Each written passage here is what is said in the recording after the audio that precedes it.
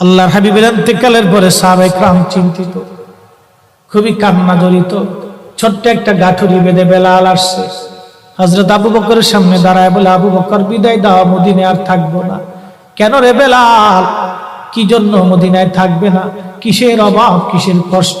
কেউ কি তোমাকে ব্যথা দিয়েছে, না তোমাকে মেরেছে, নাকি তোমার কোনো অভাব আছে? বলো, বাইতুল মাল থেকে মাসিক বেতন দিয়ে দিব।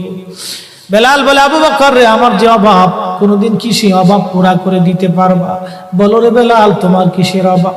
বলে, আবু বকর, আমি আজান দিলে নবী নামাজে আসতো। বলো, এখন আজান দিলে কি নবী নামাজে আসবে? আবু বকর বলতেছে, বেলাল রে, তুমি কি নবীরে ভালোবাসো, আমরা কি ভালোবাসি না? বেলাল বলে, আবু বকর, তুমি ভালোবাসো, আমিও ভালোবাসি। শোনো গো আবু বকর, তোমরা নবীজির রওজা শরীফ দেখলে সহ্য করতে পারো? আমি বেলাল যখন আজান দিয়ে নবীর